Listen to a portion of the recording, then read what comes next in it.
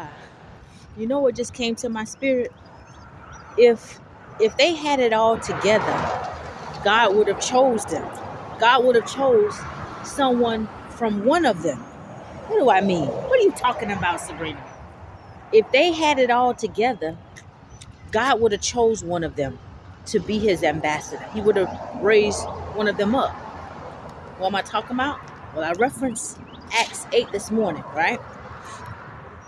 You see, there were religious leaders, teachers, Jews. They were already professing the name of God. They were already saying that they were the people of God, right? They were already claiming to be leaders of God, teachers of God. But God didn't choose anyone from amongst them. In fact, he chose a man that was coming to arrest them. He chose a man that had killed people who once professed to be his people. He chose a man that wasn't claiming to be one of his. He chose a man that was rolling wrong in error, right? And he thought he was doing the right thing. God didn't choose one of those leaders and teachers who were claiming to be one of his. He chose a man that was not claiming to be one of his. And when he had that encounter with Paul, he converted Paul. You see, and what I believe that God saw straight to Paul's heart. I believe that he saw that Paul was a man of honor, that Paul was a man of integrity, but Paul was blinded. He was blinded by his own ignorance, right? He was leaning on his own understanding, right? The Bible said there's a way that seemed right to man, but in the end it leads us to destruction, right? And so God knew he had to convert Paul, and he wanted to convert Paul for his purpose. And that is why he caused that bright light, that bright shining light, to be so bright, so much brighter than this beautiful sun on this cold morning. He caused that bright light to inflict Paul's eyes with blindness, and Paul fell off his horse into the ground, and he couldn't see it. And he said, Paul, why do you persecute me? He said, Lord, that's the first time Paul, his name was Saul then. That was before he became Paul, right? See, God transformed by his heart and his mind. He gave him a new mind and a new heart. Be ye transformed by the renewing of your mind, right? And so he changed his name. He gave him a new name. And when he converted him and he had that encounter with him, now Paul knew the very people I crucified, the very people I'm going to arrest, those people are serving a God. This God is for real. This God is not fake. He is real.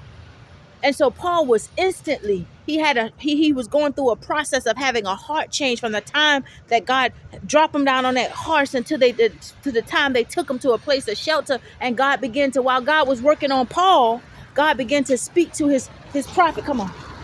While God was working on Paul, God began to speak to his prophet, Ananias. And he said, Ananias, I need you to go and see a man there named Paul.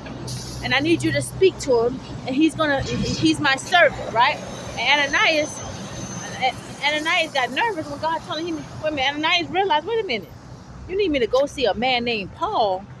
Wait a minute, that Saul, he said, Saul, my bad. I'm paraphrasing. Go to Acts chapter 8, right? And he said, I need you to go see a man named Saul. Go see Saul. And Ananias said, wait a minute. That the man, you want me to go see that man? That the man who kill your people. Now I'm paraphrasing now. That the man who done kill your people. That the man who have, and he got an order. He have a order. He's been authorized to come and arrest us. And you want me to go save him? Because see what been going through Ananias' mind. Well, Ananias was thinking about, wait a minute. You want me to go? You're going to send me on this mission. He would think you got to get somebody else to do. He didn't want to be disobedient to God, but he was kind of nervous because he said, this man done killed Christians. He done got an order to come and arrest people. You sure you sending me to him? And God said, I have already revealed you to him in a vision. See, God was working on Paul. God was renewing him. Paul was in transformation process, right? And so God's prophet, he just had to be obedient, even though he felt uncomfortable, right? He said, go to him, for I have chosen him. That's what God told Ananias. See, he didn't choose any of the ones that were already professing to be his leaders and his teachers. He chose a man that had no relationship with him. You understand? He chose Paul, he converted him, and he equipped him to do the work. And Paul wrote most of the New Testament. You see what I'm saying? God chooses who he wants to choose. He does it.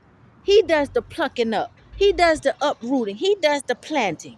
Will you be obedient? Yeah. If he chooses you, if he calls you, will you be obedient? He didn't choose those that were already professing. He didn't choose them. He chose somebody who was not of that group. And Paul did an outstanding job until the day he died. He stood 10 toes down. That's all I wanted to share. That was what came to my spirit just now. He didn't choose any of them. He didn't choose anyone from that group because he saw that he knew them. See, he knew their hearts. God searches the hearts of men, right? Bible says, blessed are the pure in heart, for they shall see Christ. And he knew once he converted Paul, he already knew Paul was going to be loyal to him. He already knew what was on the inside of Paul. Paul just was moving in ignorance. So he took the blinders off of Paul and he revealed himself to Paul. And once he revealed himself to Paul, Paul now was going hard for the Lord.